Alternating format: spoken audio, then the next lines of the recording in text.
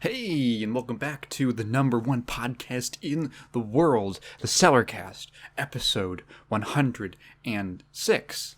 See, I don't even have to check anymore. I've got this down pat. I'm a professional now. This week's episode, I got a lot to talk about. We're gonna have, I guess we just jump straight into the comment review. I guess we will, because it'll be pretty short. We're jumping straight to it because we got a lot to talk about. This one comes from Lozy, who asks, "Are you going to see Kimba the White Lion?" I say for you to compare with everything that Disney stole from there to make The Lion King. Also, researching better, it has several series and a couple of movies. Maybe it's easier to watch a YouTube video explaining everything, haha. And then a list of his favorite podcast titles. Man, I didn't realize that the 13th episode was when I talked about Quake 2.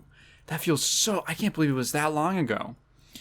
Well, anyway, no, we're not going to watch Kimba the White Lion. And it's funny because you say that Disney stole a bunch from Kimba to make The Lion King. Actually not true. It's a common misconception. Your Movie Sucks, one of, I guess, me and Kat's shared favorite YouTube channels, has an extensive video on, it's like an hour and a half long video on Kimba the White Lion, because he was making this he loves The Lion King, and he's making this gigantic fucking multi-hour review of the 2019 remake.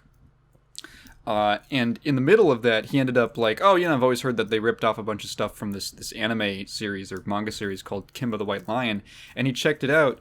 So the movie that everyone references, the Kimba movie that everyone references, took off, that Disney ripped off, actually came out 2 years after The Lion King. It's The Lion King is 94, Kimba the White Lion, the film, is 96. And there was an anime series in, I want to say, the 70s or something like that, the 80s, something along those lines. But the series is almost no relation to the Lion King film. It's about lions, and it's in Africa, and the main character sounds kind of similar to Simba, and he has like a lion dad. But the similarities basically end there. They could have been somewhat inspired by the idea of like a child and father relationship with lions, but no, so he ended up making this like whole video. It's really funny, this whole like hour and a half long breakdown of the Kimba the White Lion anime, because it's fucking weird. It's bizarre, and it has lots of racial stereotypes. It has lots of horribly racist caricatures of African people. It's great. It's, well, not that. I mean, in retrospect, I mean, what are you gonna get mad? You're gonna get mad at Kimba? You're gonna get mad at something from like the 70s? Yeah. So no, we're not gonna watch. We had no plans to watch Kimba. But thank you for asking. And I'd recommend that video from Your Movie Sucks. And that was the only like real question. There was a comment. We'll get to in a second. Okay, so this is going to be my full opinion. I just last night, I finished the System Shock remake. I went through the whole thing, and I was kind of inspired to burn through the last like 30-ish% of it, because my friend Prox has been playing it on stream. I've been with him on his stream, watching him play it and commentating. So go check that. I'm on his stream all the time. If you want to see more like live stuff with me, just go check out one of Prox's streams. There's a decent chance I'll be on there. At Prox's Frisky on YouTube, which you might have to search. The SEO hasn't really picked his channel up. So I recommended, I'm always bigging up System Shock as a game, and he got curious about it, so he bought the remake when it came out, but then he decided to go through the System Shock, the original, the enhanced edition, which is what I recommended him to play. Go through the original first, and then the remake, back to back. So we've been doing a couple streams playing through both games. And it's been really interesting to go back, because I haven't played the original since like 2017 or something like that. So it's really cool to go back and see how much awesome stuff is in that game. He actually really liked it. I was pleasantly surprised at how much he liked the game, specifically the cyberspace segments, which I do not like from that game. But yeah, it was cool to see someone's like fresh perspective on it. It was cool to see the game again for myself. And yeah, he basically thought that it was a very cool experimental game that pulls off a lot of its ideas really well. Which is how I would also describe System Shock. Then we started on the remake, and seeing the back-to-back comparison is also interesting to get just a little like, oh, they changed this, they changed that, because I'm also going through the remake. Well, tonight, when I'm recording this, tonight we might finish. There's a decent chance we'll finish it. Might be one more stream, because the game is a decent bit longer. It's a little bit more fleshed out than the original. The remake is. And so I personally wanted to finish the remake before I watched him finish it on stream, just because I wanted to get that experience firsthand for myself and not have that, through the lens of watching someone else play.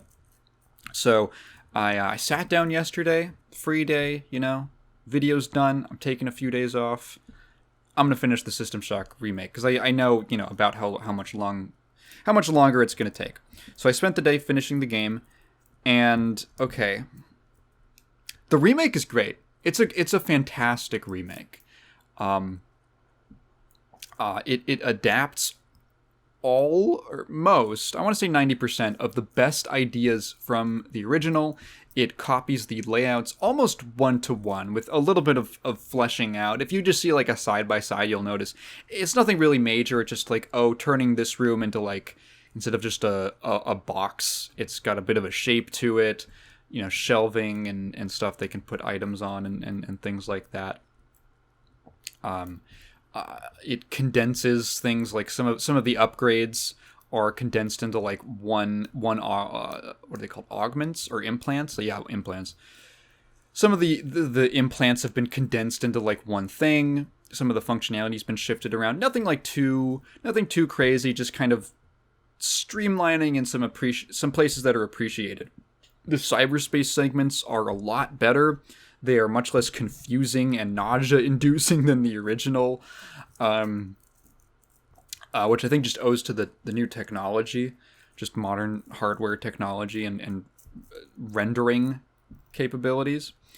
The goals in the cyberspace are much clearer. Like you can actually it's designed much. It's been in the original. It's very like you just kind of float from wireframe room to wireframe room, and it's really confusing what's going on and what is doing what, and you have to kill the enemies. And in the remake, it's like, okay, you're gonna get plopped into this very similar kind of aesthetic, but with textures now.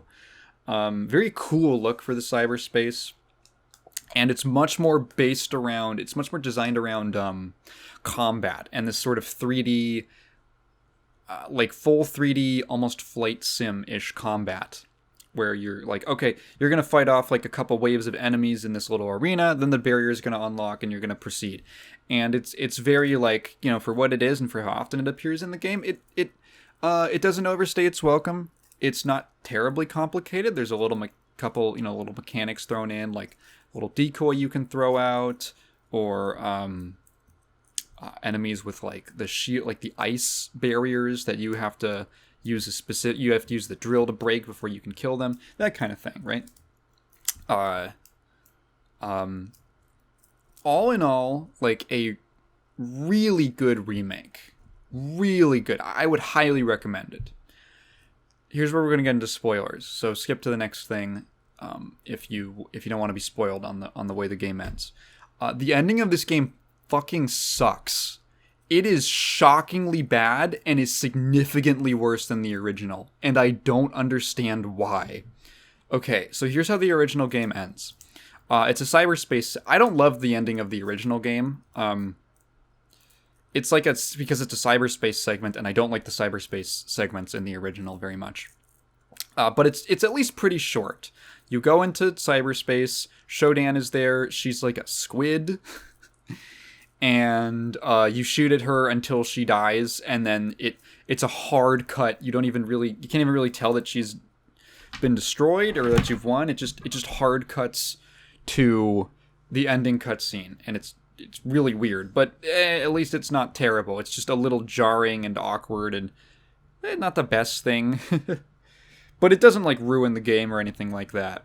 Here's how the remake ends. Okay, so I've described the cyberspace segments, and you can go look up gameplay footage if it doesn't seem completely clear. Essentially, it controls very much like a flight sim, but there's no set up or down. You can rotate as you'd like. You're in full 3D space. You're kind of like floating, moving around, shooting at cyber enemies, shooting at panels to like open up barriers and things like that, and going through these sorts of virtual gauntlets.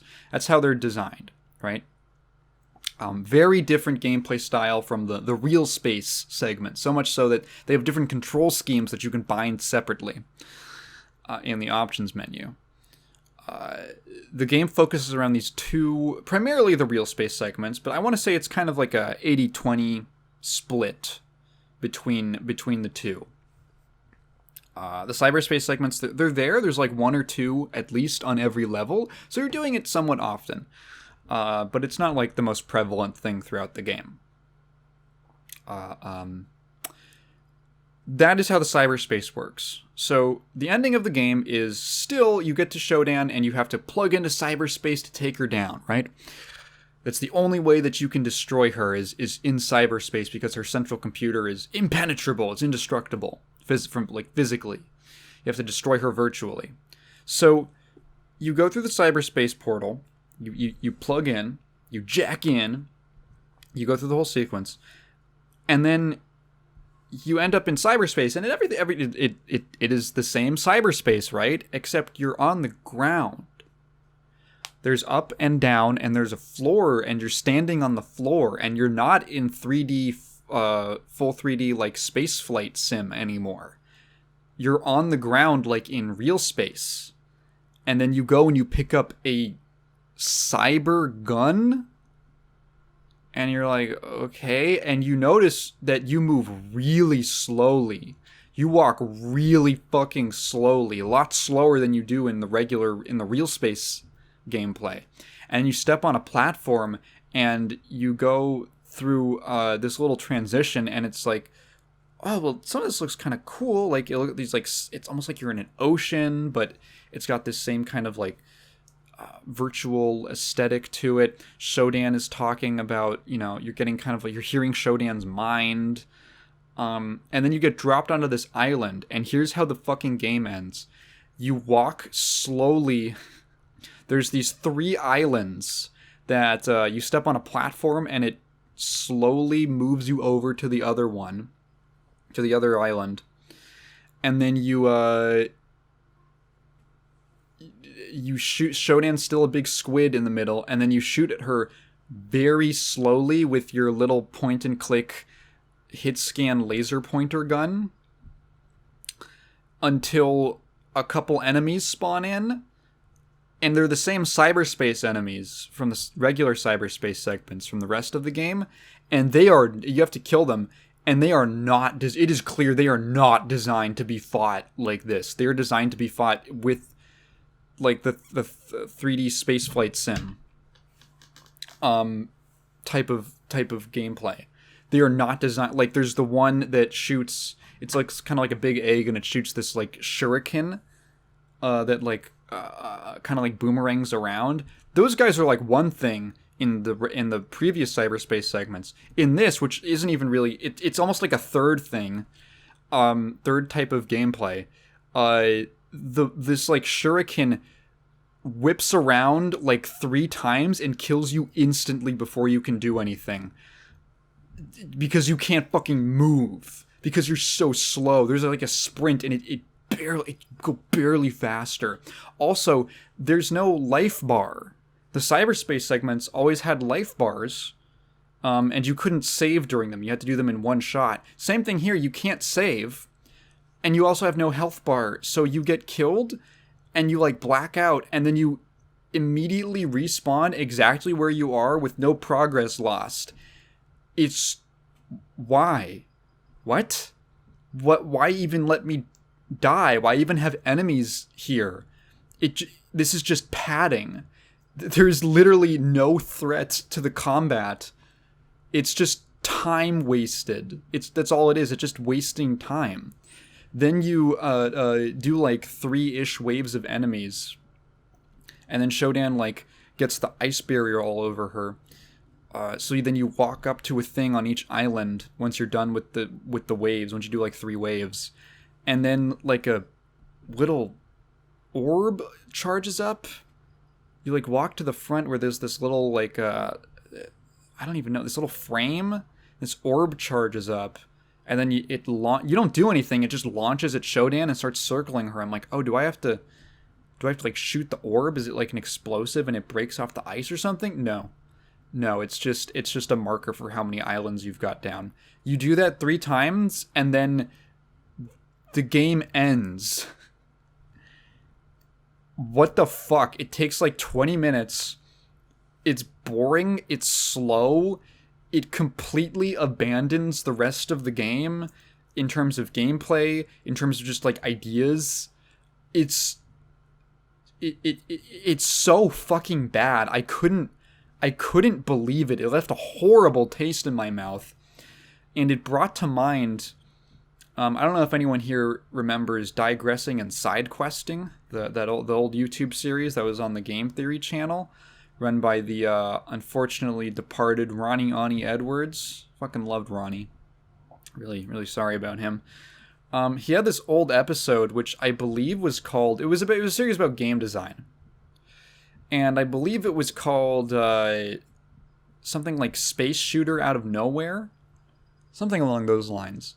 And it was basically this sort of like design faux pas. The video is about this design faux pas that he uses, he calls Space Shooter Out of Nowhere, because he's using these examples from like a couple games where there's like one kind of gameplay, a lot of like older games, like NES era type things, maybe Super Nintendo, where it's like there's like a style of gameplay. The game is one thing the entire time, and then for some reason, randomly, he could find like 3 or 4 examples of this. Randomly, the last level or something turns into a space shooter. Like, you're a ship, you gotta shoot things now. What? We've never done this gameplay before. You're throwing a bunch of new stuff at the player. They don't understand, they don't have their bearings. And then it's the end of the game, and then you finish it, and you're like just kind of bewildered. It isn't satisfying. It isn't cool. It's just kind of confusing. It goes by it introduced, and it goes by way too fast for you to get any kind of like arc out of it as a player. This is that. This is the Space Shooter Out of Nowhere.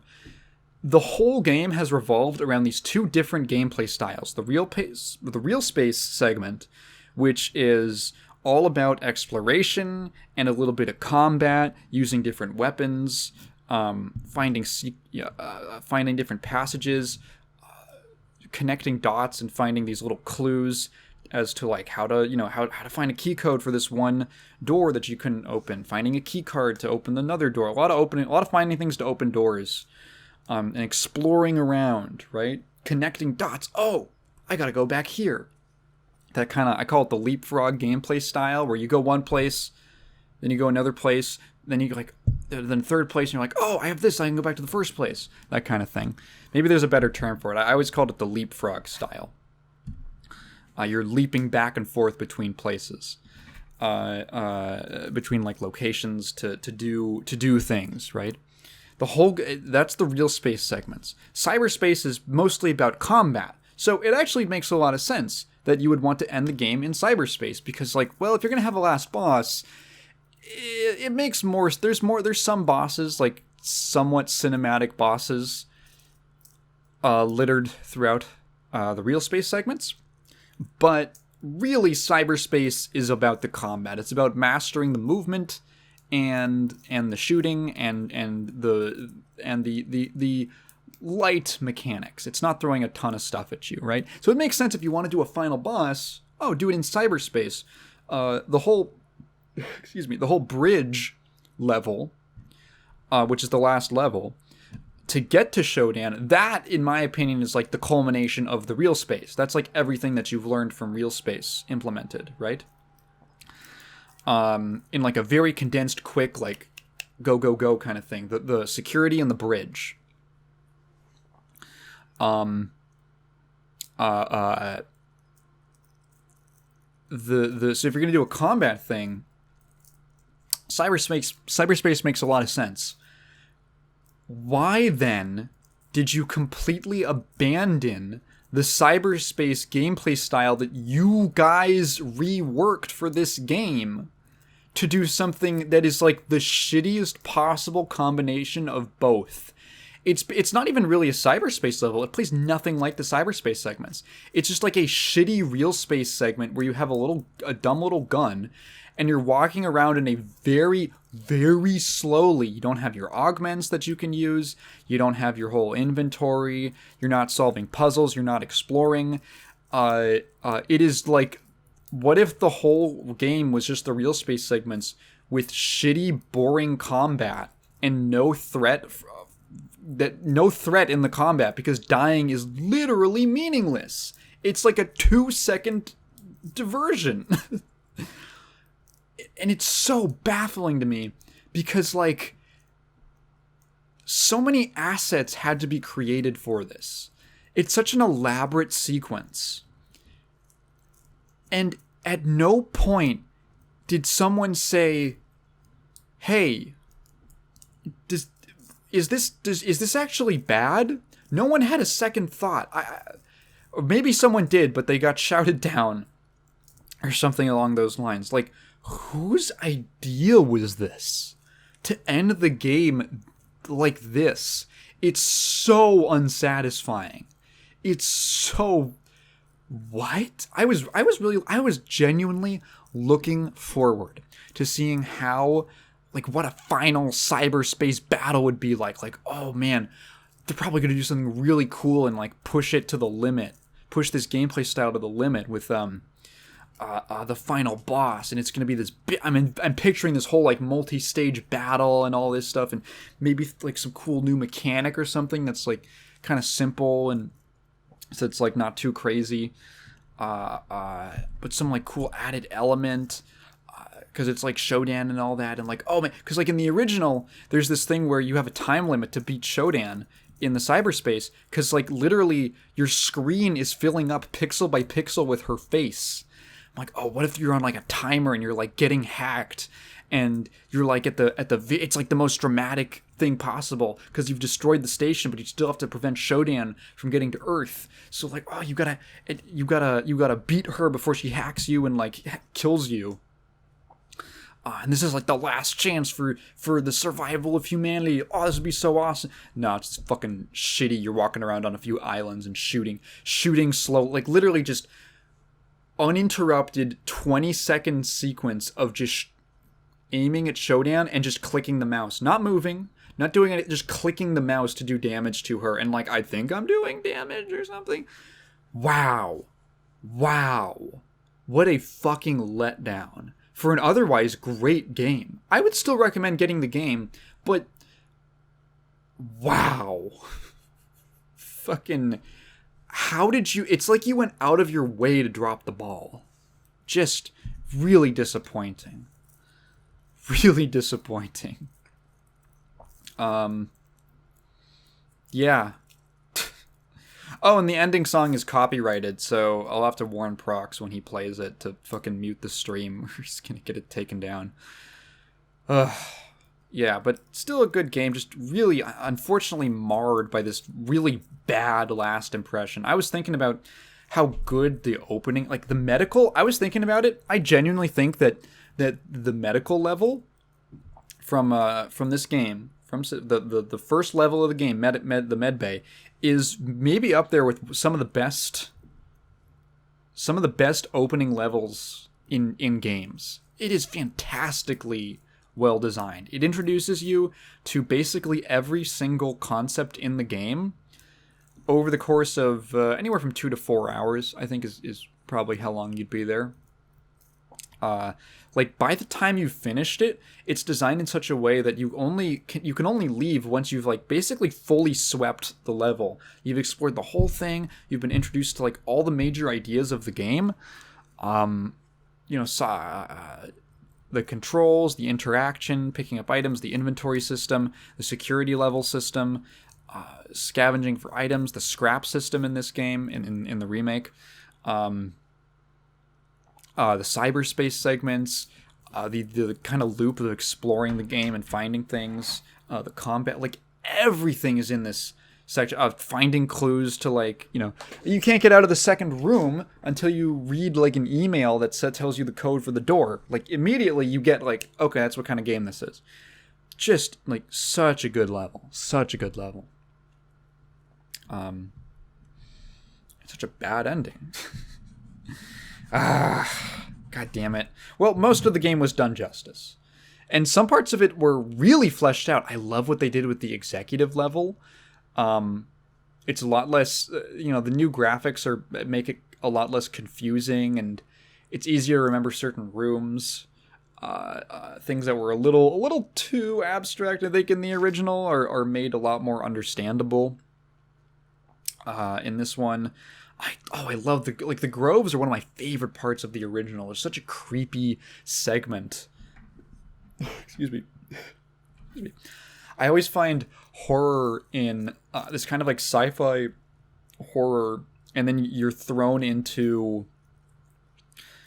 like this very organic, lush environment on the station in the groves. I find it like really creepy, where there's like things hiding behind the grass, and there's like these creepy mutant animals and plants. It's so good, and it's done.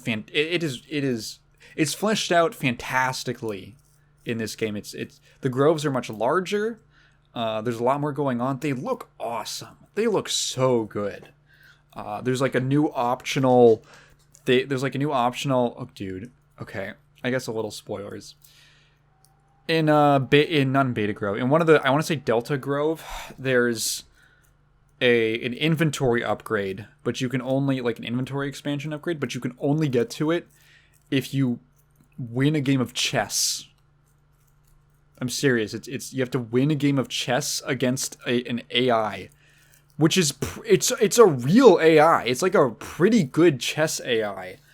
I was stuck on that for like an hour, and the only reason, dude, chess makes me feel so stupid. It makes me feel so dumb, and the only reason that I won is because I cheated. I said, "Fuck it." You know what? The AI is I'm gonna fight against an AI. I'm gonna fight fire with fire. I went on one of those websites where you can just calculate the best. Like what your next move should be, and every single move I just followed what the website told me. Fuck it, fight fire with fire. Yeah, but overall really good remake. It's just a shame that it ends like that. I want to talk really quickly. I was playing Dwarf Fortress. I have tried. Okay, if you don't know what Dwarf Fortress is, it was one of the main inspirations for Minecraft. It is basically a top-down ASCII graphics society simulator, kind of like The Sims or Animal Crossing, but you got dwarves and way more complicated. There's way more going on. I guess it was a combination of Sims and SimCity, if that makes sense, with like incredibly robust storytelling mechanics, as in like every dwarf has like different personalities. They have like these really complex behaviors. You don't even really give them commands. You just sort of like outline, like you don't really control them directly. You just kind of like outline things to be done, and then they will, if they are capable of doing it, they will probably go do it.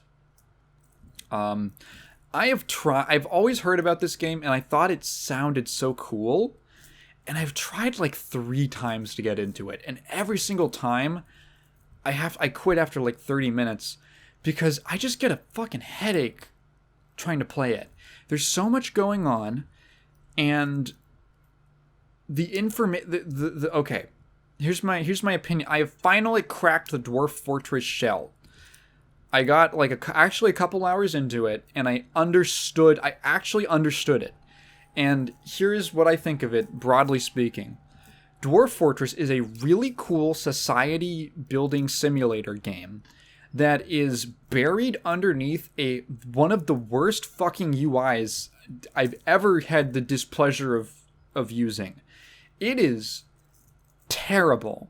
So when I say terrible, here is how you start a game of Dwarf Fortress. So in order to start a game of Dwarf Fortress, you have to first procedurally generate a world and then pick like a landing spot in the world for your dwarves to go to, right? Doesn't seem too complicated. You pick some parameters for the game, like difficulty and or like, how much how many minerals are in the earth and things like that. Things like that. In order to, if you just want to go straight through and just like, the equivalent of just like go through the menus, you have to hit, I don't forget the exact order, you have to hit Enter, Y, E, sorry, like U, A, I think even, and like E. Why?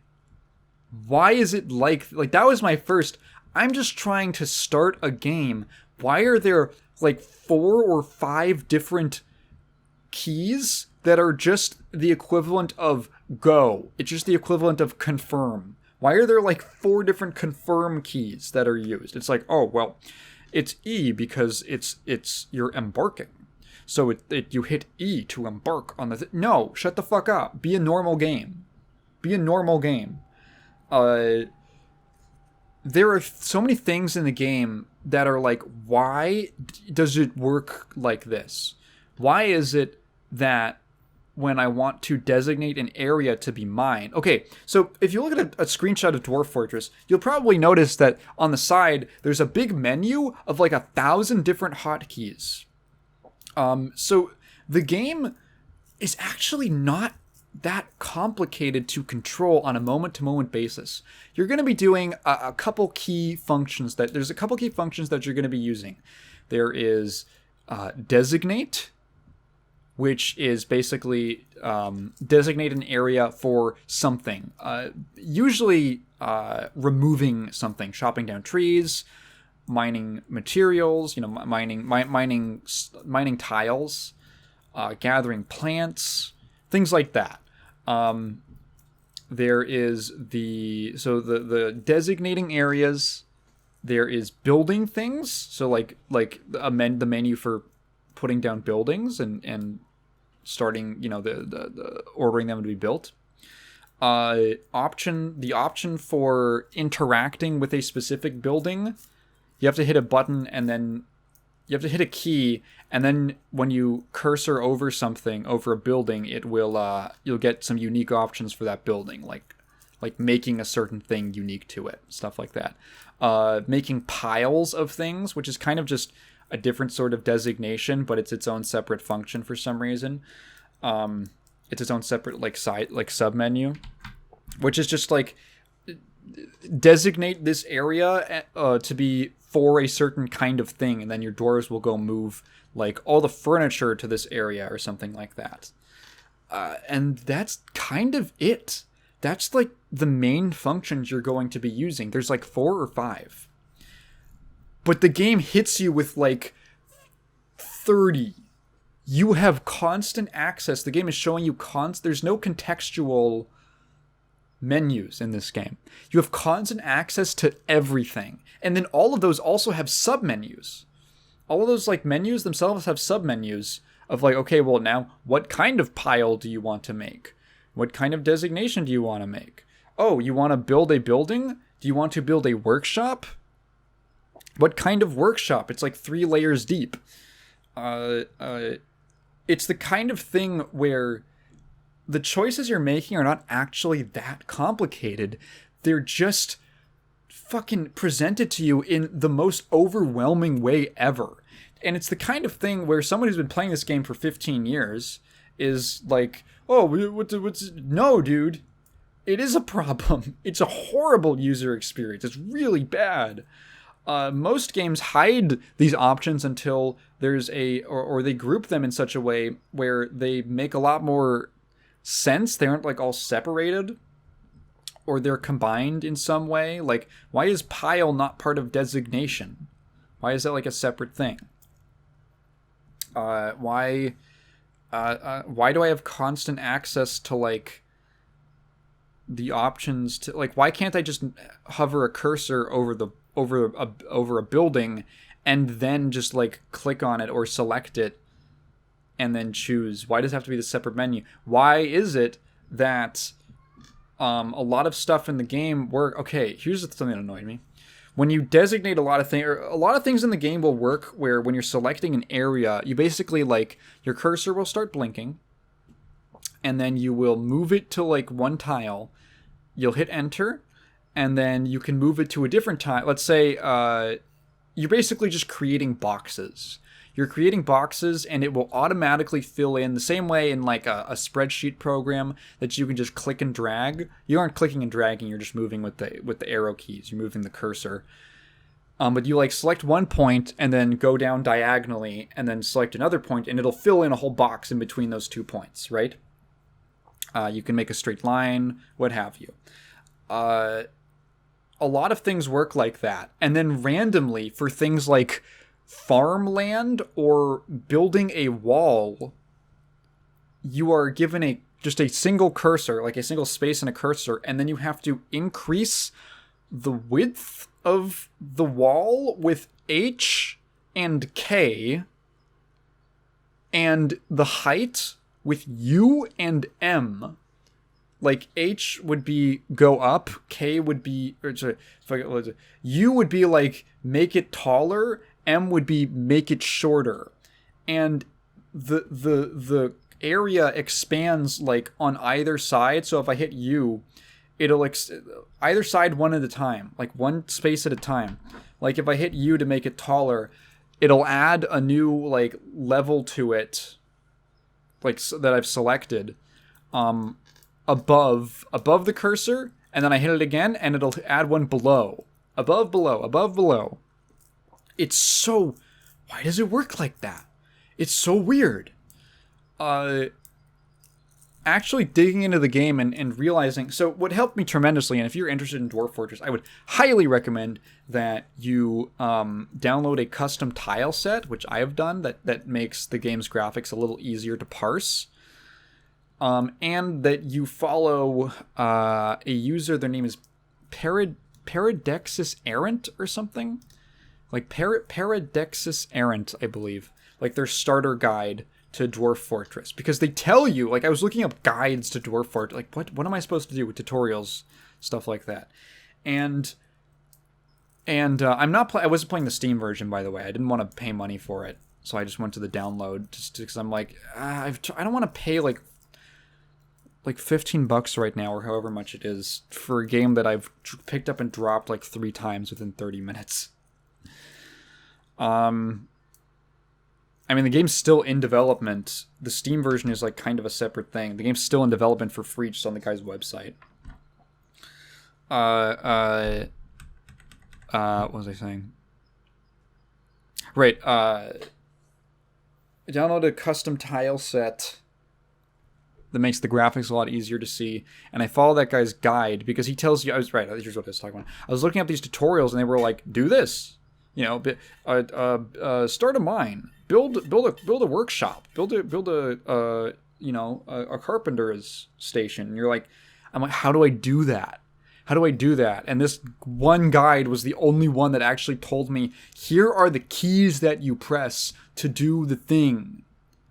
Here is how you do, like, how you actually perform things in the game. Just like so many different input, like modes of input and submit, and it's so messy.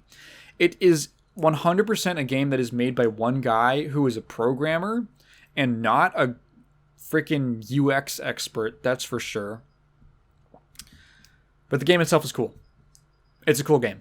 I would actually recommend it if you are willing to put up with some really fucking bad layouts, key layouts, and yeah, I think the Steam version might be a little more palatable because I think they actually have like a built-in tutorial and graphics. But it is a neat game.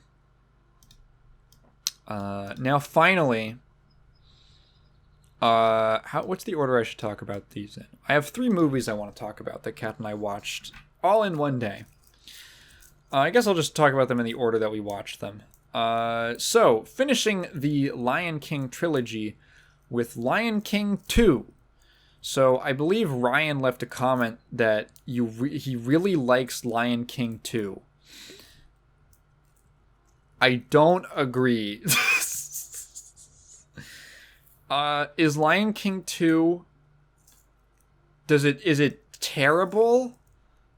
Not really. I just feel like it's slightly worse than the original in every way.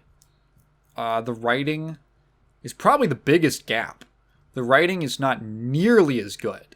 Not to say that it's bad, it's just not nearly as good as the original Lion King. I kind of gushed about how well written the script is for that movie in the previous episode, but it's fine. It's like a regular movie. The animation looks notably cheaper because this was a straight to VHS thing. The music is, I don't care for the music. Oddly enough, there's like one song that Kat actually picked out. It's like the first song. She picked it out as being from the stage musical, from like the stage adaptation, which I thought was odd. Is it a cost-cutting measure, maybe? Okay. How do I talk about Lion King 2? So the Lion King, the Lion King, the original, was kind of taking off of Hamlet. It's not a direct adaptation, but it's taking a lot of ideas off of Hamlet. Lion King 2 is Romeo and Juliet instead, which is like at least kind of a clever idea to do that again. Now, I have read Hamlet. I don't remember too much of it, but I did remember at least enough to make some comparison to the original. I never read Romeo and Juliet. That was never... What did the Shakespeare that we read, specifically like me in high school, we did Hamlet, Othello, and Julius Caesar. Not in that order, but I think it was it was Julius Caesar. Then sophomore year I read Hamlet, and then senior year we read Othello. So those are the ones that I know. Julius Caesar would have been a really funny one to adapt for a Lion King sequel. Yeah. Obviously that's my favorite. Have I ever mentioned I'm a big Julius Caesar nerd? I don't know if I've ever mentioned that. I fucking love the like Caesarian era of Rome, if whatever you want to call it. The whole like Caesar and Octavius is like my favorite thing in history. I'm a big Julius Caesar nerd. So I like the play. But no. We're Romeo and Juliet. So I basically know what Romeo and Juliet is like. It's so here we've got not Mufasa. Simba, he's got a new daughter. What is her name? Kiara. That's her name. Kiara. I almost said Kyrie. I think Kat almost made the same mistake too. I fucking Kyrie. I had to concentrate so hard to not say Kyrie from freaking Kingdom Hearts. Now, her name is Kiara. She's a young lioness. And they introduce this. So apparently there is a show that Ryan also recommended called The Lion Guard, which was made like 2016, like decades after this movie, that fills in the gap between The Lion King and The Lion King 2. And I'm sorry to say, everyone, but I am not going to... I like The Lion King. I actually do like The Lion King. I don't like it enough to watch 3 seasons of a Disney Junior show. So all I have to work with is what The Lion King 2 tells me, which is all anyone had to go off of when it came out. So they introduced this previously unheard of element that Scar actually had a number of lions who were allied with him. They never showed up in The Lion King for some reason. Maybe they talk about it. Maybe they were all on vacation during The Lion King. Maybe they explain that in Lion Guard. You kind of get the impression that Scar, at least I got, was that Scar is a loner. He's nobility, so he's kind of, what's weird is we were actually talking about it while watching this movie. It's weird that there's only like one male lion. It's like, or in this movie it's only one. Simba is like the one main male lion of the pride, and in the original it's just Mustafa. Fuck these names. It's just it's just Mustafar. It's just Mufasa and Scar, which is weird because I mean in an actual lion pride there are like multiple lions, but for some reason it's just lions and a few and all lionesses. It's one lion. It's just Simba and a bunch of lionesses for whatever reason in this film. So you kind of get the impression that Scar is sort of this loner. And that's why he allies himself with the hyenas. Like, they're both kind of like there's kind of a connection you can make there with these kind of like scrappy kind of scavengers, sort of underhanded. The hyenas come in and they prey on dying animals and things like that. Tonally matches Scar as a character. But apparently no. Scar had a pretty sizable group of lions who were loyal to him, who just for some reason were never mentioned or showed up or were even hinted at in the original. And after Simba killed Scar, well, technically the hyenas killed Scar, he banished Scar's, what would you call them? The Scar's like loyalists out of the Pride Lands and into the, I forget what they call them, the outside. They call them the Outsiders. So this forms our Romeo and Juliet dichotomy. We have Kiara, who is the daughter of Simba, the proud noble Simba, wise King Simba. And then you have on the Outsiders, this little shit named Kovu, who he's not that bad. Named Kovu, who was the chosen one of Scar. He was not Scar's son, but he kind of picked him out to be his successor, because Scar is gay. He's a gay ass lion, so he had to adopt. He's his adopted African child. So, obviously Scar is dead, and Kovu's mother, I believe Zira, is really the main antagonist and is the one pushing him to become this ruthless killer and follow in Scar's. They keep saying paw prints, which I think is so funny. Like, I'm going to follow in his paw prints. Like, it's such a soft, silly little word. Little paw prints. As I can't take it seriously when they're making these like serious. They're talking about all this serious stuff about like murder and tyranny and usurping and political and like assassination. And they're like in the paw. They're following in his paw prints. Little paws, soft little paws. Right. So Kovu and Kiara's a lot like Simba. She takes after her father. She's adventurous and a little too reckless. She goes outside of the Pride Lands because she wants to be independent. And she stumbles into Kovu as little cubs. They're both little cubs. And they play around until their parents show up and they have this standoff where Simba confronts Zira and he's like, "Get out of here, you fucking weirdos." And then we get a time skip. Kiara and Kovu are like, I guess, a couple years older. Let's just say equivalent to like a teenager, young adult age. Lions age faster than people, but they grow up faster than people do. But that's like the like an adolescent. Let's say they're in the adolescent phase. And Kovu has been trained, and now they're going to, now that he's like grown up and he's a big lion, they're going to enact this plan to get close to Kiara. So Zira's plan is that she's going to get she's going to capitalize on the fact that Kiara has some friendly affection for Kovu, and she's going to use that to get Kovu close to Kiara, aka close to Simba, so he can kill him. She has a villain song, which is it's fine. I'm not really sold on Zira as a villain. I feel like Scar was so, like, he had such a presence. He was so cool. Like, his a lot of it comes from the voice performance.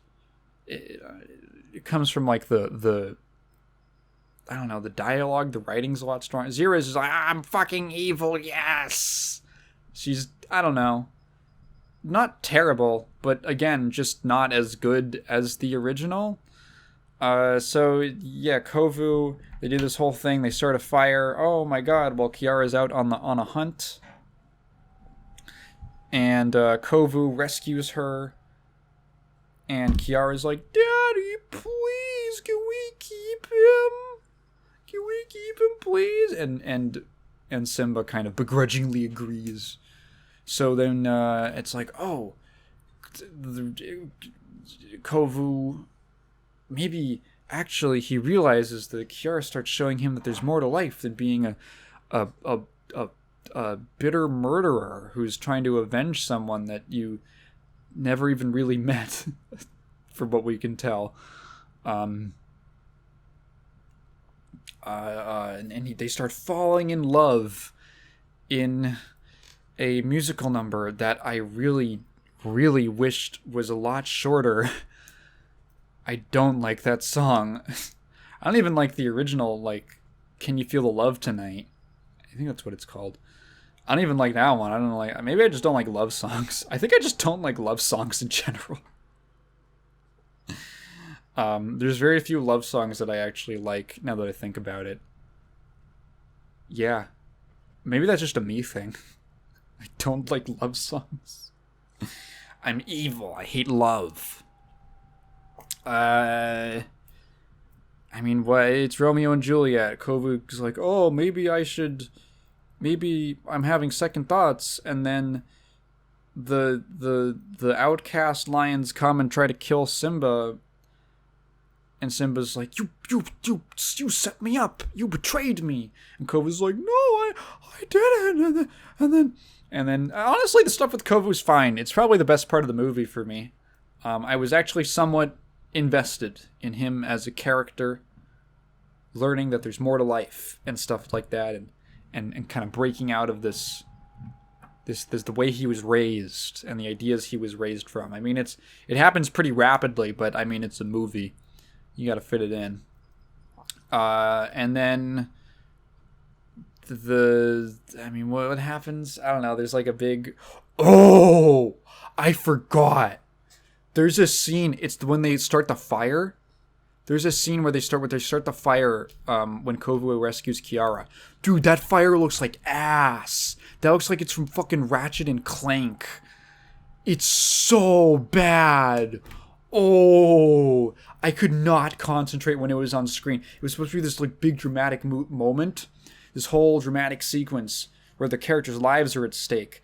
And then, oh no, that looks terrible. Oh, it's really bad. It's not hand animated like the original. Yeah, there's a little bit, okay, other things I didn't like about this movie. There's a lot of like, so in the original film, there's that scene, that classic scene where Simba is conflicted on whether or not he should go back, and he sees Mufasa in the sky, and it's like it's God. He's seeing God, his father, in the sky, the paternal figure in the sky. And you kind of get, it's sort of one of those, the movie is not, it's not a fantasy, but there is an element, there is a healthy dose of magic in it, if that makes sense. Like, enough, and I like that kind of an element in a story, where for the most part everything is played pretty straight and realistically, but you get something kind of like a little mystical and a little unknown, and you're not sure, like, is this really happening? Is this a thing that... Is this just like almost a hallucination, or is this just kind of what Simba's looking out at the sky and he's imagining what his father is saying, and everything just kind of hits him, and is it just a representation of what he's thinking? And I like that. I like that it's kept kind of ambiguous. The Lion King 2 is like, nah, Mufasa's a guy in the sky. He's like a Force ghost from Star Wars, and I think it's the lamest thing ever. I think it's so dumb. In the opening sequence, there's this fucking goofy-ass shot where he's in the sun, like the baby from Teletubbies, and I'm like, come on, don't fucking... Come on, dude. like, don't... Have a scene... Okay. I was really worried. Like, there's one bit where Simba looks to the sky... and the clouds start moving. I'm like, do not fucking show Mufasa. Do not show Mufasa. And they don't, and I was really glad. But it is not super consistent with that. They literally have Mufasa, like, speak at the end. And it's so fucking lame. It's so lame in my eyes. Just have Simba look at the sky, and you all you have to think is, oh, it's like a callback to that scene in the original. That's all you have to know. He's in, at least in his mind, talking to his father or thinking about him, right? You don't have to show it. You don't have to, like, make it this hard. Actually, it's magic. He's like a magic god lion. He's a spirit. I think it's so lame. Is there anything else interesting in the film? Oh, fucking Andy Dick. Andy Dick is in the movie as Kovu's, like, shitty older brother. Oh my god. Okay. So Andy Dick, comedian and noted husband beater, like actual domestic abuser, plays this character. I fucking hate. Oh, every single time he opens his mouth, it's the fucking... I was so... Dude, there's a scene where he gets crushed under a bunch of rocks, and I was losing my shit. I was so happy. I was laughing so hard when he's fucking dying. It's like, yeah!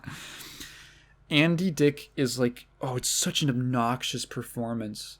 It's such an obnoxious voice. I get the character is like, I think he's supposed to be unlikable. Like, I think.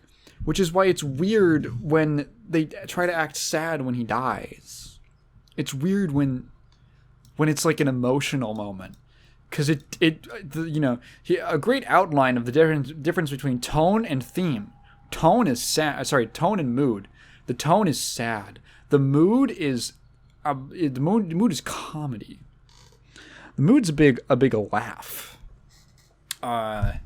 Christ, he's not in the movie very much, but every scene is like, oh my god, I want him to die. I want him to die so bad. And knowing that it's Andy Dick makes it worse. It's like easier to hate. Yeah, Lion King 2 is... It's not amazing. It's whatever. It's not as, like, offensively bad as you kind of just assume it's going to be bad. Is it better than Lion King 1.5? No. Not in my eyes. I like 1.5 way more. And I like the original way more than both of those. It's just, yeah, it's like the original, just slightly worse in every way. I can't say I really cared for the characters. I didn't really like the music that much. The one catchy song was the one they lifted from the stage musical. I can't hum it right now. I can't remember it, but I remember liking it when it was playing. And then at the end, everyone makes up, and it's all good. There's like there's a slightly interesting callback to the first movie in the scene when Zira dies, and she's falling off of a rock, and she's like sliding down this rock towards a river, right? These rushing rapids, and Kiara, in an act of selflessness, is going to go help her. This person who's been trying to kill her and her whole family. Excuse me. She goes and tries to save her. And it's kind of like a mirror, like an inverse of Scar and Mufasa.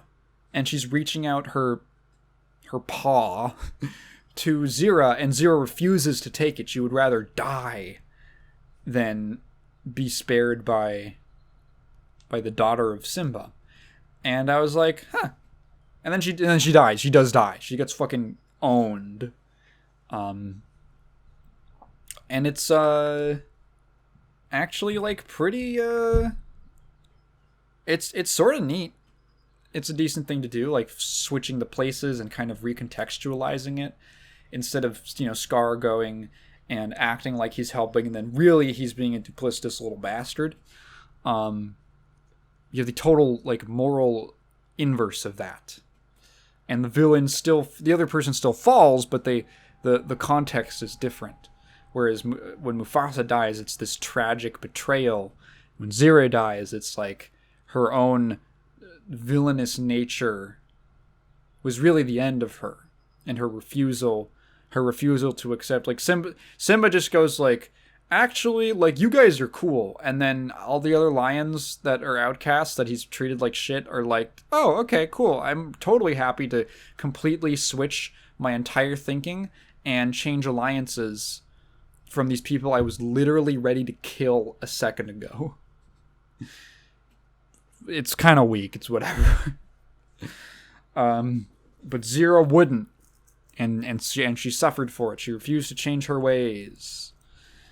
Yeah, it's fine. It's kind of whatever. And speaking of kind of whatever, the next film in our Nickelodeon series, Yours, Mine, and Ours, because it is the one that we landed on last time, and Kat just wanted to get it out of the way. Yours, Mine, and Ours is a very inoffensive film. It is a remake of a film from, I want to say, the 60s, like 1968, something like that. And it is it's 2005, I think. Yeah, it's what you would imagine a 2005 remake of a movie from 1968 would be. It's very safe. It's very, like, it's got a feel-good ending. There's some trials and tribulations, and then everyone ends up... It goes exactly where you think it's going to go. It does nothing phenomenal. It is just somewhat entertaining for about 90 minutes, and then it's over. Yours, Mine, and Ours is... The idea is there's... The two main characters, really, is a man... I forget their names. Is a man who... He's in the Coast Guard.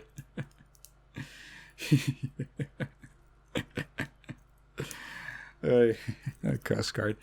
He's in the Coast Guard, and he is stationed at, I think it's like, I actually forget exactly if it's like he's new at this position or something, but he's like in town, and he's going to be staying there for a while. He's just moved in. That's what it is. He has 8 fucking kids, and he's just moved into a new townhouse, and you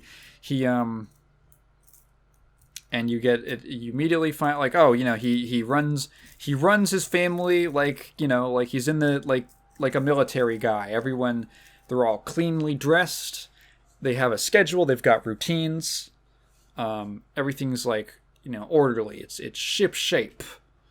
And then there's this other lady who's, I think, also maybe moving in. I'm not sure. And she's crazy and loose and all hippy dippy, which probably was bit more of like a big thing in like the 60s, like the hippie movement. It was more of like a current thing. I can actually I can actually see it a little more. It might work a little better in that like cultural context, but hey, yeah, we're just transplanting it to the modern day. So she's all crazy hippy dippy, and she has 10 kids.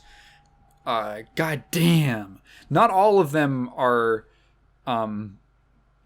by birth. I think she says that she had like 6 and then adopted 4 or something.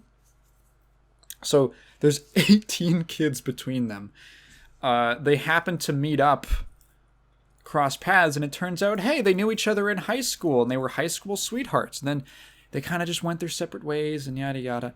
And then they decide, complete spur of the moment, without consulting their children, without meeting their individual children, off of basically one date after they meet, they're going to get married and move in together and integrate both of their families. And their kids are, understandably, a little upset by this. So they are fucking stupid. They're really dumb, and this is a terrible decision. What makes it not as infuriating is that the movie acknowledges this. And actually, this becomes the main conflict of the film. I believe there's like Roger Ebert had like a thing, he called it like an idiot plot. This is not quite an idiot plot, but it's a plot that is kicked off by 2 people making a very stupid decision. They're playing it fast and loose, like they're just 2 young bucks in their 20s with you're like adults with mortgages. Coast Guard guy just moved in to a new house, and now they have to buy another new house that's like this lighthouse. Be a cool place to live. And move their families, and their kids are like, what the fuck? And they're like not happy with it. So the movie is a little bit formulaic. It's a little like back and forth of like the 2 families clash, and the parents get mad because they argue with each other. Oh yeah, Drake Bell is in it, and when he shows up, we both screamed. Drake Bell, hey, you want to talk about other very retroactively hateable actors? Drake Bell, self-admitted, fully prosecuted child groomer. Awesome.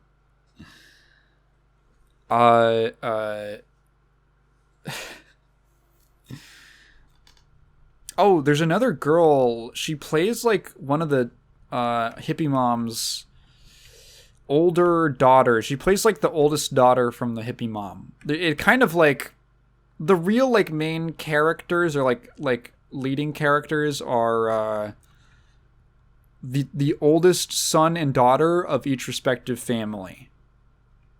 Like the kind of like preppy daughter, like the dad's got the preppy daughter, and the very like I don't know how to describe it. It's that guy who's like always got it together somehow. So much so that like you almost don't like him. Like, what the fuck? Why is all your shit done already? How did you finish the project already? He's that guy.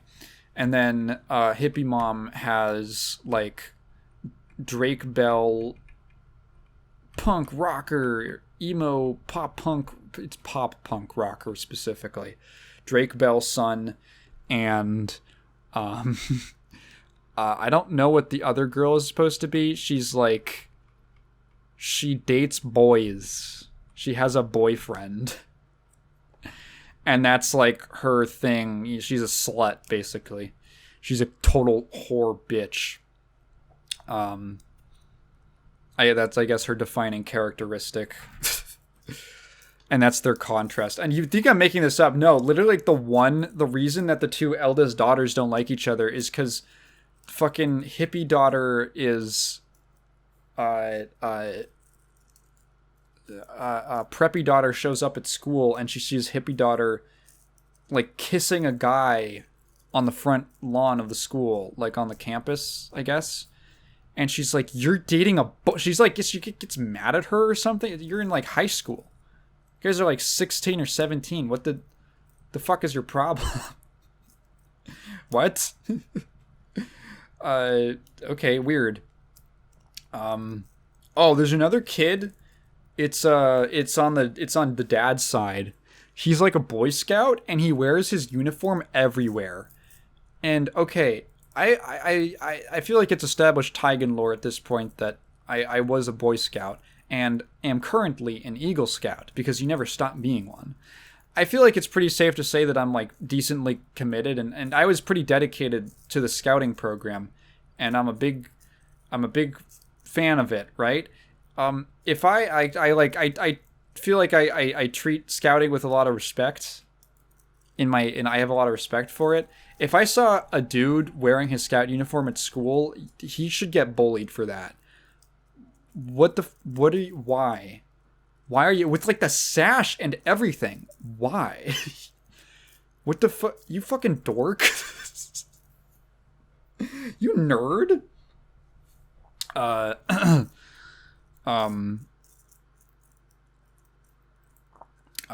Yeah, oh wait, hang on. There was like a funny, what was I? There was something, I don't know, some reference that I was like, how do you not know this? Don't you have like is it cooking or something?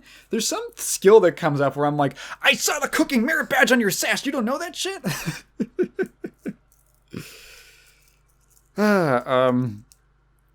Yeah, so they get into arguments, that they clash, and then the parents have to come be like, kids, what the hell? Then around the midway point of the movie, there's a turn where they both sides of the family, both of the kid groups, both factions decide that they have to come to an agreement, a truce as they call it. And they say something that's like, it sounds really fucked up, but it kind of makes a lot of sense when you think about it. Their new goal is to break their parents up. It's to make their parents fucking hate each other and get divorced so that they don't have to put up with each other anymore. And on one hand, you're like, wow, that's really kind of fucked up and awful to do to your parents. And on the other hand, it's like, actually, they forced you to live with all of these people without asking you, like, incredibly irresponsible, like, really a shitty thing to do to your kids. That's a really shitty thing to do. Like this huge life change that you don't consult them on at all. Like, this shouldn't have happened in the first place. And I can't say that I blame them. I can't say that I blame them for trying to do this.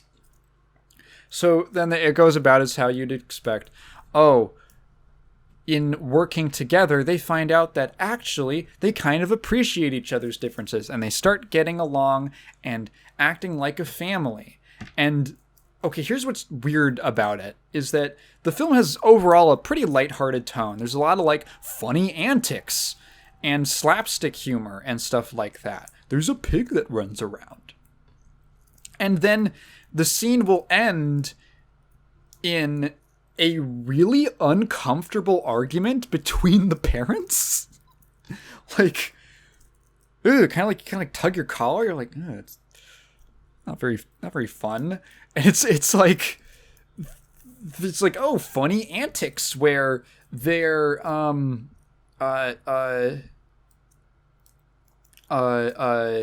the mom is like what is she? She does clothing design or fashion design or something. So she's got this workshop in the house where she makes her clothes. She makes the designs, right? And she needs it to be a certain way. She's a creative, so she's got to be a little messy. And the dad tells them to go clean up the house, and they're like, yeah, let's completely organize her room so she doesn't know where anything is, and create conflict between them. So they do. And there's this, like, whole sequence, right, that's kind of like, oh, they're having fun while doing it. And then the mom shows up, and she's like, what the fuck did you... She's like, dude, I have, like, 3 days to get, like, a bunch of work done for a client. I don't know where any of my shit is. I it's messy. It's, like, really real. She's like, guys, no, it's, like, yeah, it's messy, but I know where everything is, and I can, like, work with that. I'm actually like really stressed right now. I don't know where anything is. I have to get this work done. What the fuck? And they're like, Dad told us to clean up the house. And Dad shows up and he's like, hey, do you like, it's all clean. And she's like, gets mad at him. She's like, no, like, I don't. They have this like argument, and it's like really uncomfortable. It's like, ooh, this feels a little too real. And you realize that, like, actually, yeah, you know, a relationship coming to an end because the two parties are like keep fighting is actually not fun at all. It's really unpleasant, and it's not fun to be around. Yeah, but overall it's like pretty, it's a fairly, everything works out in the end. They realize that, like, oh, we actually do work as a family. The dad decides not to leave the mom. You know, there's this really funny, like, there's really funny actually running joke throughout the film where the dad is in the Coast Guard. And for some reason, they never bring it up as, like, it's kind of like part of the, they never, like, bring up that he's, like, you know, that, like, maybe, you know, he's, you know, they just say that, you know, he's in the Coast Guard, and, like, you just sort of have to, like, you know, fill in the gaps. You know what I'm talking about.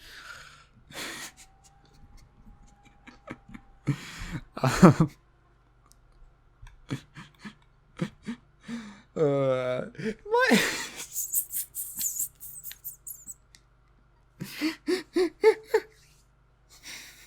Your daddy's in the Coast Guard? What is he, a gay? Dude, Coast Guard's cool. No, dude, they protect the seas. They protect. Oh, you protect it from Japan? Oh man, the Coast Guard had one moment in 1943. They had one moment. Probably something else too, like mainly that time. Yeah, the movie's perfectly fine. It is absolutely just okay. There's actually one kind of cute bit. It's when they're setting up a scene. It's actually funny enough. It was like this buried memory. I remember from like an ad for the film or something like that, or like a promo, or like a ad for it was gonna play on TV or something. It's when they're trying to set up their answering machine, and it's like, you have reached, and then they all have to get through all of their names before the beep. It's like kind of cute. That's it. I don't know. I thought I kind of liked it. Yeah, inoffensive family film. And hey, speaking of family films, the last thing that we watched, and hopefully the last thing I'll talk about today. I think I'm done with yours, mine, and ours now. We watched Nimona. So I did not know what this was. It was a surprise from Kat because she wanted to see it. So here's the deal with what Nimona is. It is a animated film that just came out on streaming services. It is by... So it was by Blue Sky Studios. It's by Blue Sky Studios. And it's been in production for a long time, and it overlapped. It ran into trouble because it overlapped with the buyout, because I think Blue Sky was owned by Fox or something. Then Fox got bought by Disney, and Blue Sky got absorbed into Pixar. So the film's rights were all and it wasn't completed. It was like 80% done or something. So it got passed off to Annapurna Animation, I think is what it's called, which, yes, is the same Annapurna that is the game studio. That is the publisher of games like 12 Minutes and such, and Stray. Same people. Well, same, like, parent company, I guess. And they have their own animation studio, which was founded basically to finish this movie. And they put it out. So there's no, like, there's one little reference to Blue Sky, which to, like, oh, hey, you know, it's a little callback. but I believe they had to distribute it themselves because Disney wanted to shelve the film because of apparently I don't think it's ever been confirmed, but the theory is that it has to do with the LGBT themes present within, because this was at the time when Disney was, remember that whole weird thing where there's all those laws in Florida, like the Don't Say Gay bill and all that Disney was pushing back against. And I don't know, they had like a weird thing with LGBT themes, and they decided not to release the film and all that. So I believe Annapurna distributed it, so it's out on Netflix. And we watched it. So I did not realize this was based off of a webcomic. And it's funny because I looked it up, and the character designs have been altered significantly. It looks like the film has a very different art style to the webcomic. But I looked it up, and I was like, oh, it's that one. It's webcomic of the same name, Nimona, spelled Nimona. I've seen that character around somewhere. I didn't know what she was from, but I guess it's this comic called Nimona. It was a webcomic that was released on Tumblr from, I believe, 2012 to 2014. And it was, in 2015, after it was over, it was compiled into one graphic novel and released as a standalone book. One complete book story. And that was also when the work on the film began, like that's technically when the project started, was when the book came out, the graphic novel release. So, this is an adaptation of that webcomic. Okay, now with all that out of the way, Nimona. This movie is whatever. The film is, I thought it was very meh. It's actually been a really, really long time since I've had such a flat reaction to anything, really. Noticeably fine, noticeably mediocre. Like, it's weird because there's stuff that like doesn't inspire that much emotion in me, which I would describe as mediocre. And then there's this movie, which is like deeply mediocre. It was like weirdly, it was like, wow, I feel like actively compressed watching this film. Does that make sense? I feel kind of like a corpse while I'm watching this. I'm being really mean to this movie. I remember like around the while we were watching it, I just kind of like tapped the trackpad on Kat's laptop to see how much time was left, and we were only 40 minutes in, and it's like an hour 40-minute movie. And I let out a very audible sigh. I thought it was quiet. I let out this kind of like, I guess it wasn't that audible, but she was sitting right next to me, so I let out this and she paused it, and she's like, "Oh, are you not?" She's like, "I heard that sigh. Do you hate this?" And I was like, "No, it's like, I'm going to be honest, I'm getting nothing out of this film. Like, really nothing." And it's weird because the movie isn't bad. In many ways, it's perfectly well made.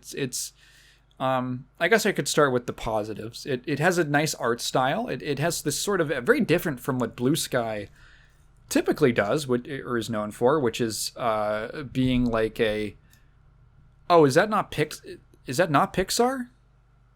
That's what Blue Sky is. That's you look at them, you're like, oh, it's not. It's Blue Sky. Who's Blue Sky? It's not DreamWorks? It's not. Okay. They're the Sprint Mobile of animation studios, big animation studios. It's this kind of like, how would I describe it? Well, it's CG, but the characters have like the lighting and the colors are very flat in a way that it looks kind of how do I describe this? There's totally a word for it. There's totally a word. If you look at it, it's like the characters don't have like a lot of depth to them. They kind of almost look like kind of flat, super flat 2D characters, but they have enough like, CG movement that you can tell, kind of thing. Almost like they're made of paper, like South Park. They look like South Park. That's the best way I could describe. They have that kind of. That's how they look compared to the background. That's a weird analogy, but it's like South Park. And so the art style, it looks pretty nice. It's a nice looking film. The animation is pretty good. It's decently expressive. It's lively. There's some good, lighting and decent atmosphere. The environments are neat looking. I guess I can talk about what the movie's about. So the idea is it's in this kind of like techno-magical, medieval-styled world where there's like knights and monsters and they have like technology, but it uses magic. Excuse me, or you kind of infer that it uses magic. And it's all kind of very like medieval themed. And the main character is this guy named Ballister. I kept calling him Ballsucker because it's funnier. And he is a knight. He is a about to be sworn in as a knight. And this is an unprecedented event because he is a commoner. Usually knights are all from noble houses, but the queen took a chance on him. And he is the first knight who was a commoner, or first person to enter the program, I guess, the Knight Academy as a commoner. And so this is a big watershed moment for the commoner class, right? And he's in love with a guy named Golden Loin, who is another knight in training with him. So I just kind of called them Ballsucker and Golden Dick. So they're in love, and they're doing the ceremony where they're going to be knighted, and it's like a classical knighting where, the queen takes the sword and they tap it on the shoulder and all that. So, Ballman gets his sword. He goes out. He presents his sword to the queen so she can tap his shoulders, and then the hilt of the. I was watching it, and I'm like, is she going to get JFK'd? Because it's like the most dramatic thing that could happen. And then, the hilt of the sword opens up and a laser shoots out and fucking owns her. And now everyone thinks that Ballman killed the queen and he's a murderer. And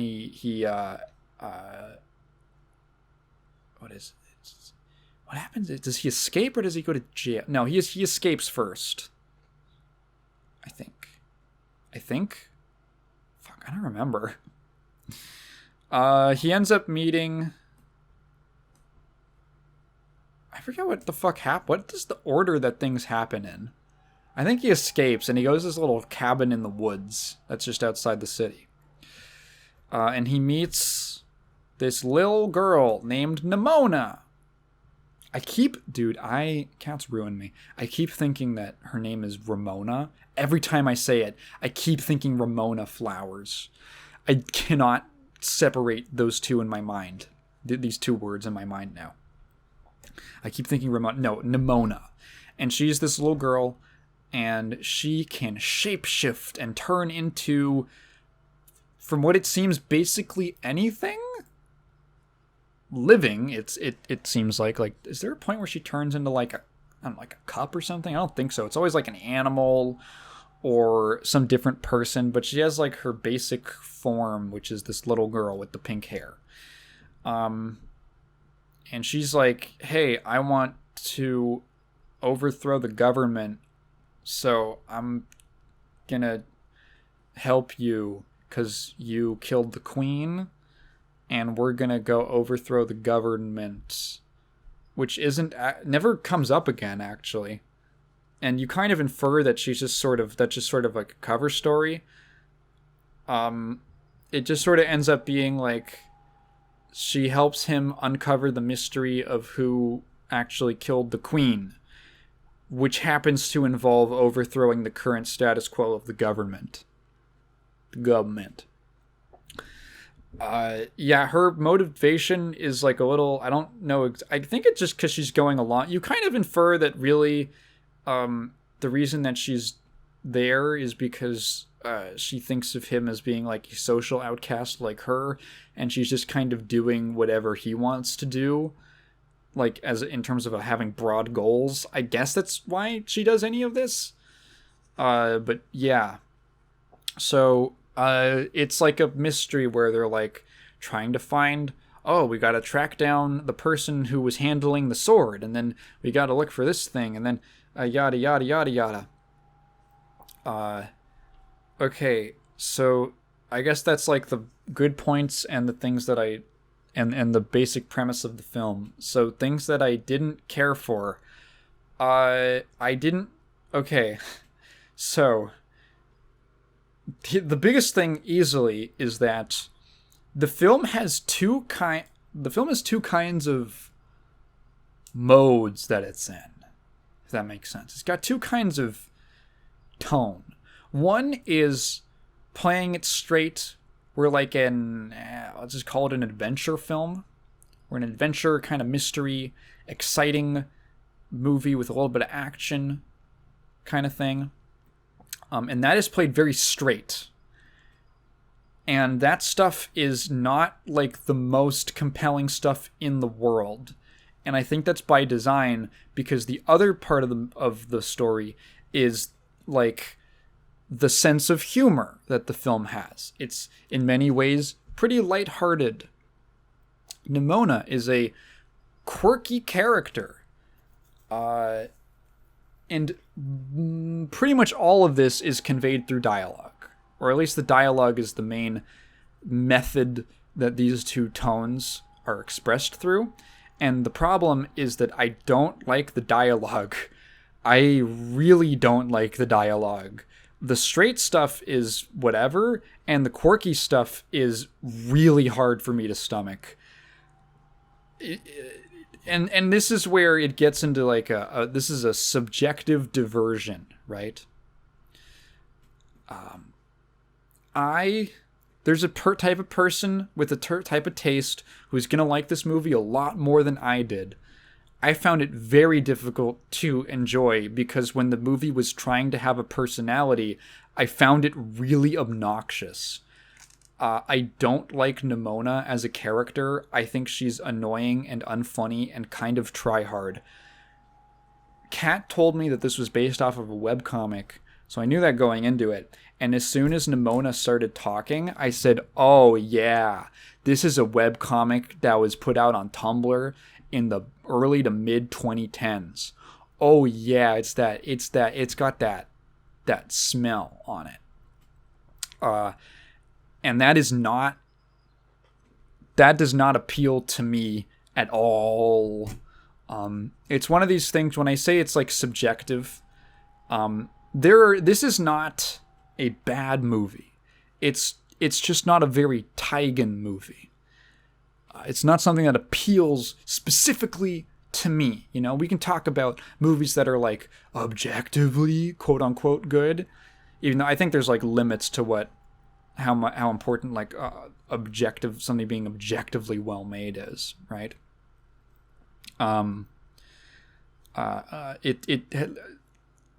Objective critique has kind of has limited usefulness in my eyes. What am I trying to say? What is it? You use objective facts to form subjective opinions? Yeah, that's what I've always thought. So examples of Taigen movies, like pro-Taigen movies. Things that I really like. The Batman. Thought was great. That was a very Taigen movie. Angel's Egg, that old anime film. Fast Five. These are examples of Taigen movies. These are things that appeal very specifically to me. That no matter what criticisms you could make of them, at the end of the day, I liked them because they have a tone or an attitude or types of characters or dialogue or is a kind of story that just really, really hits me in a spot that I like.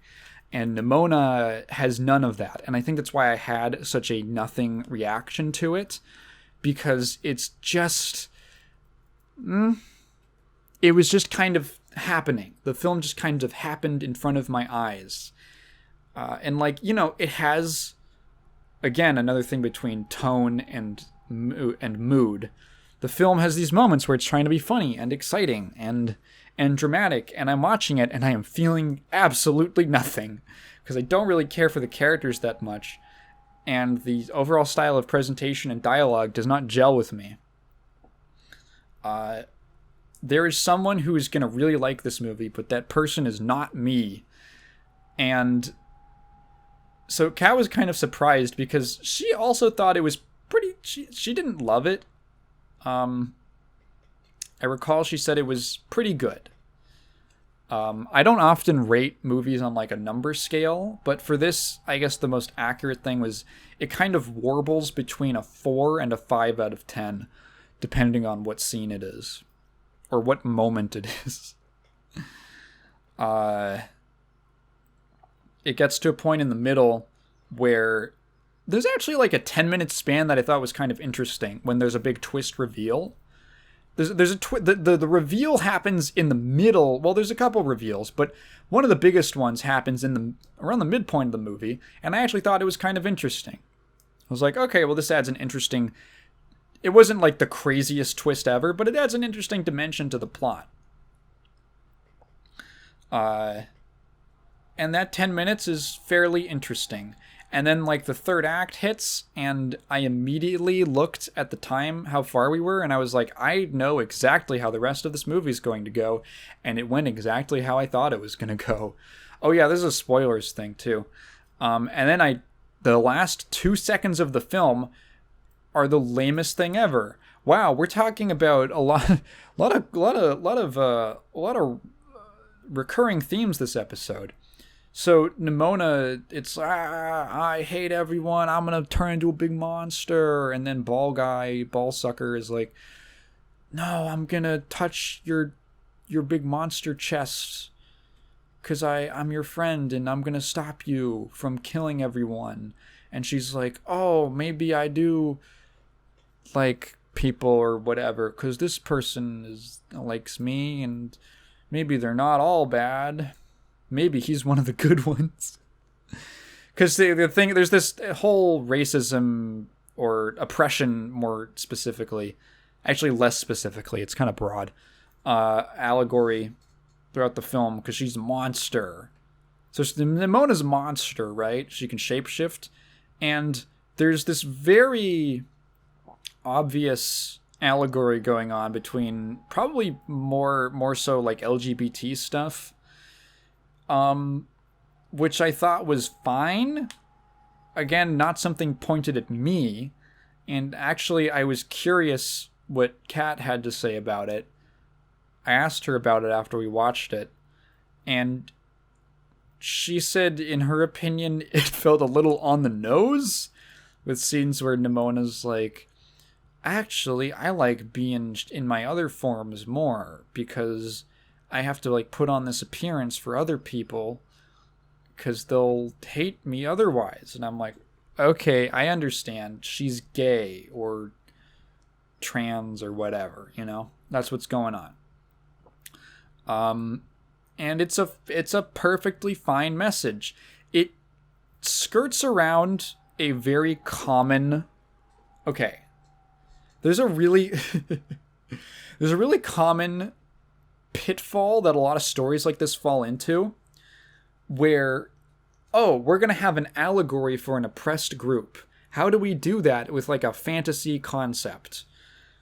Let's have this group of people that are like outcasted because people think they're dangerous or different. And in real life, it's like, oh, this group of people is oppressed because they come from a different culture, or they have a different amount of melanin in their skin and they look different, or they live a somewhat different lifestyle in their private life. They have a different idea of their identity than most other people. Really things that don't influence who you are or how good you are as a person, right? Like, we're all people and we're all human beings, and that's why bigotry is dumb and regressive, because we should all be able to recognize each other as common people. And a lot of stories choose to be like, yeah, this group is oppressed because if they're not careful, they can blow you up with their mind. They can fucking kill you instantly if they get mad at you or something like that. Or they'll eat people.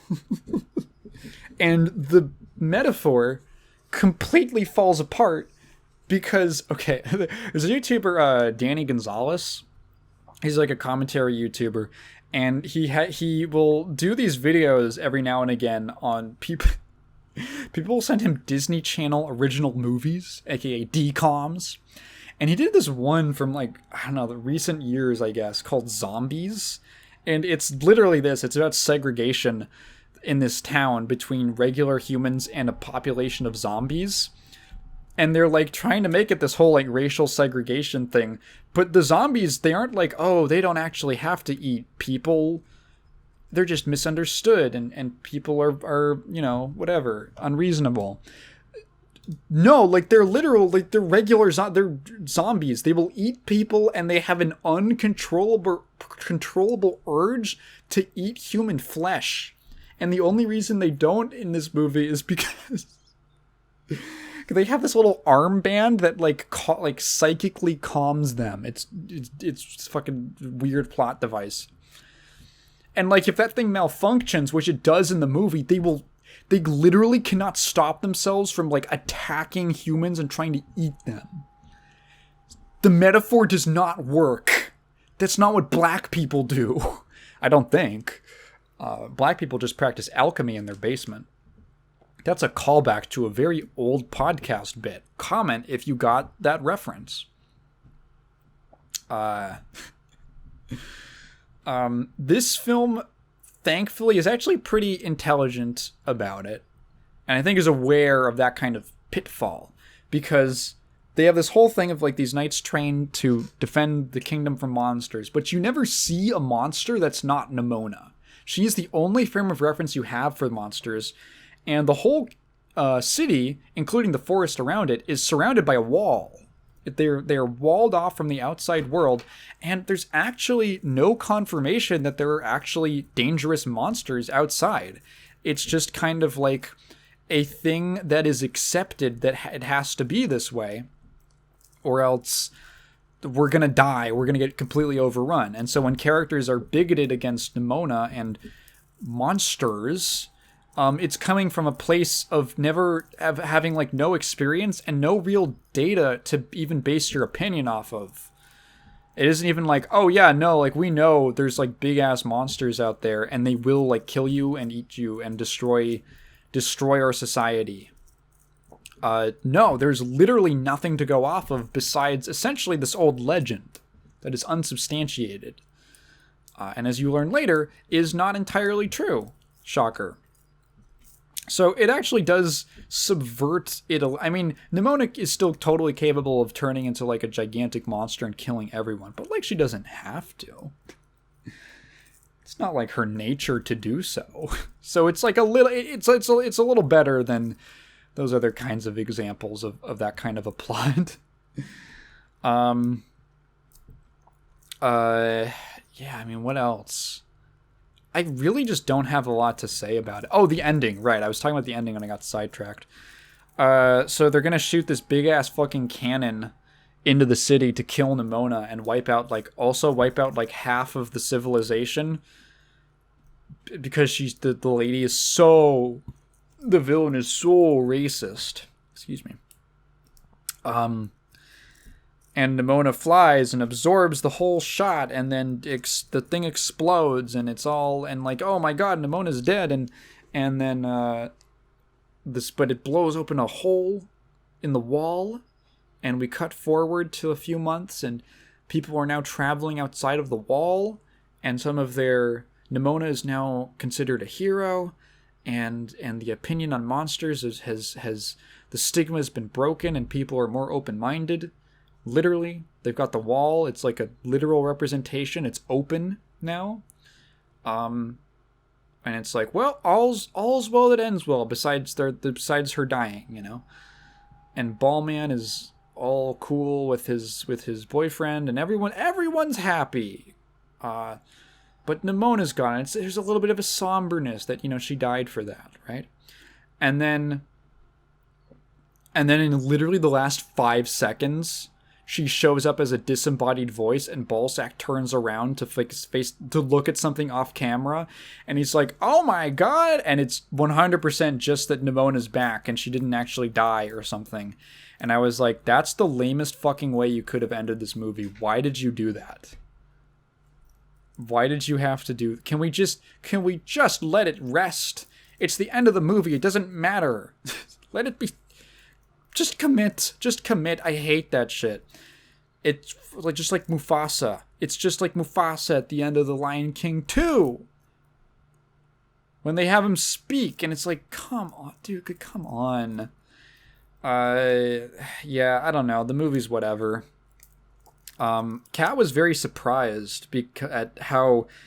Because she didn't love it, and she was surprised because it was like a 90-something% on Rotten Tomatoes from like audience scores or something like that. This movie's getting incredible praise. And we watched it, and we had kind of she liked it more than me, but not by that much. She just liked Nimona. Like, that was the main difference, is that she was fine with the dialogue and the personality, and I did not care for it. And I was thinking, I'm like, no, it's totally... This movie is getting hyped up because of the narrative. It's the narrative of, oh, blue sky, you know, that like animation studio that a lot of people like wrote off.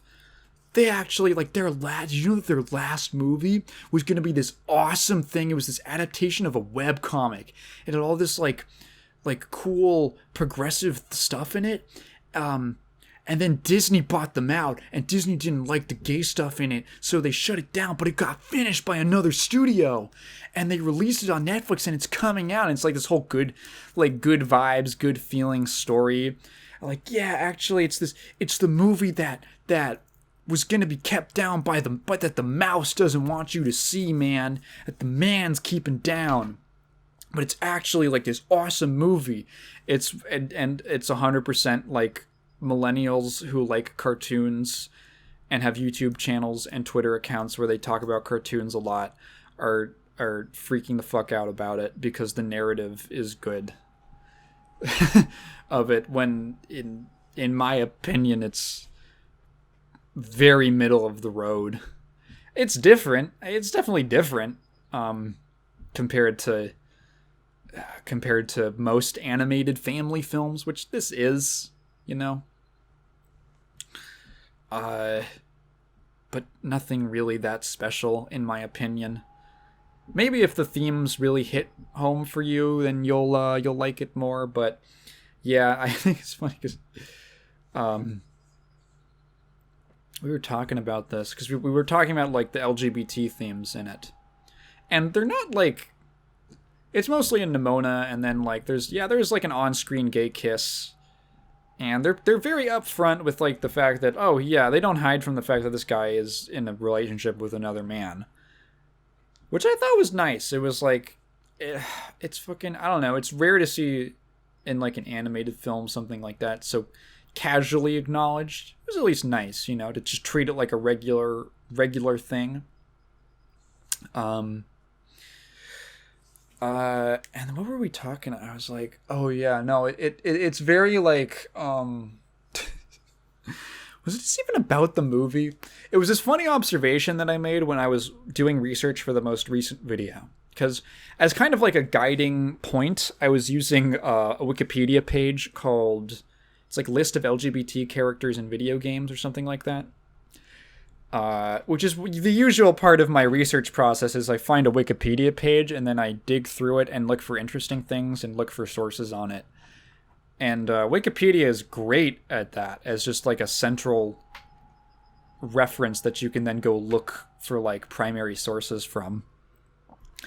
And so they have it broken down by decade. And it's really funny because for the majority of time, all the way from like the 80s through the 2000s, most examples that they list are like, this character is gay. This character is implied to be, homosexual. This character is implied to be trans. This character is optionally gay if you choose to romance a same-sex character. It's a lot of stuff like that. And like one example per game. And then you get to like the 2010s with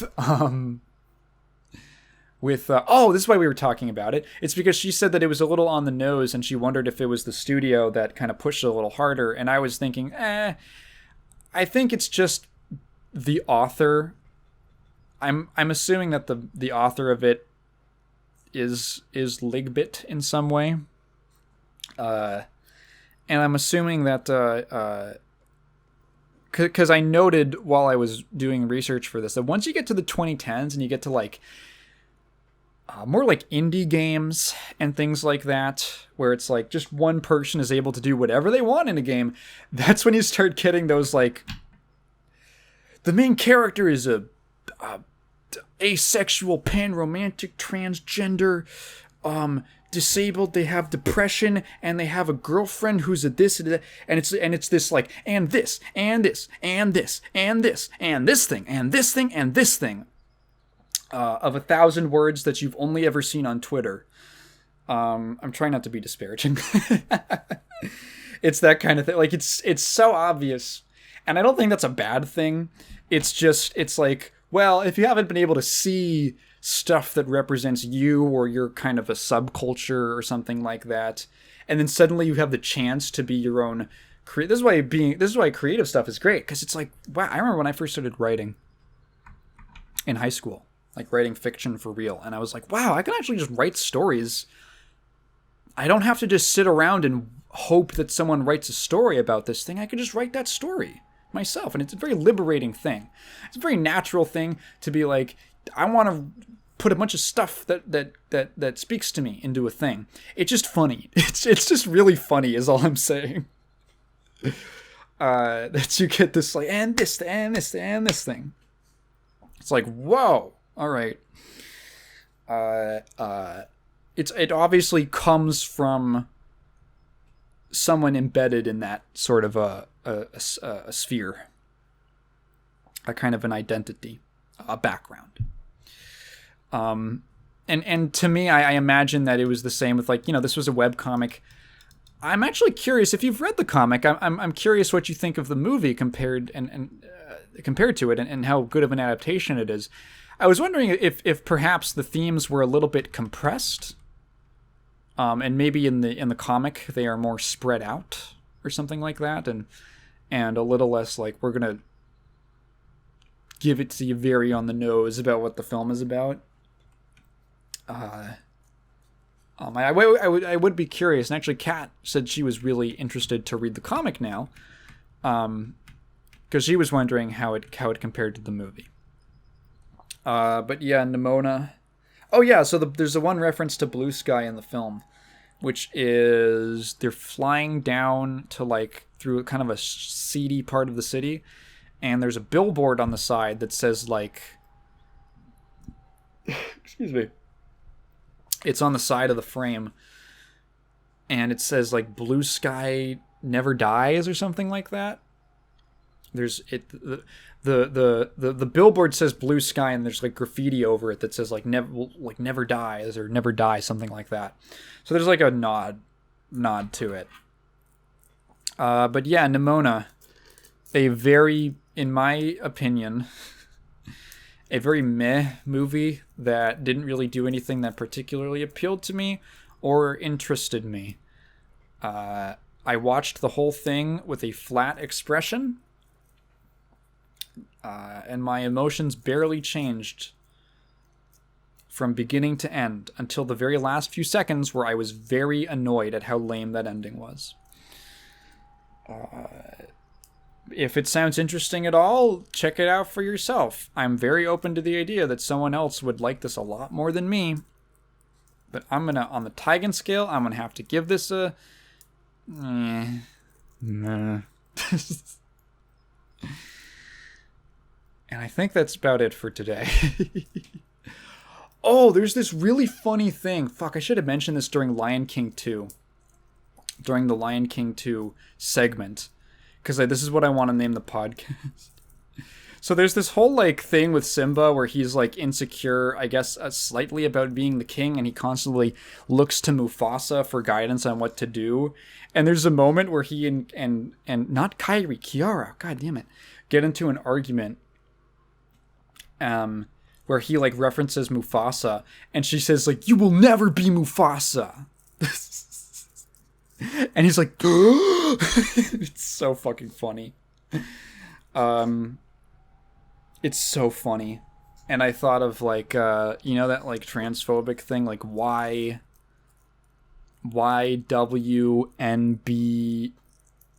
usually W, like, you will never be a woman.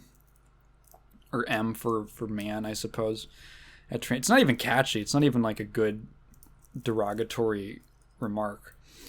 Like if you're gonna come up with like a borderline slur, at least make it catchy.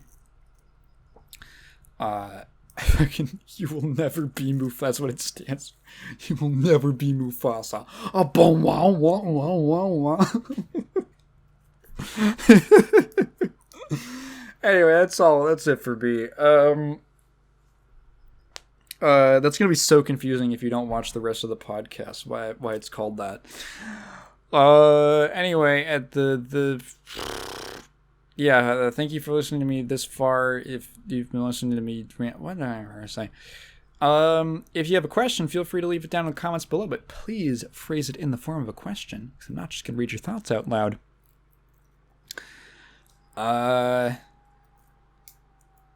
Go watch the most recent video. Go, I don't know, have a good day.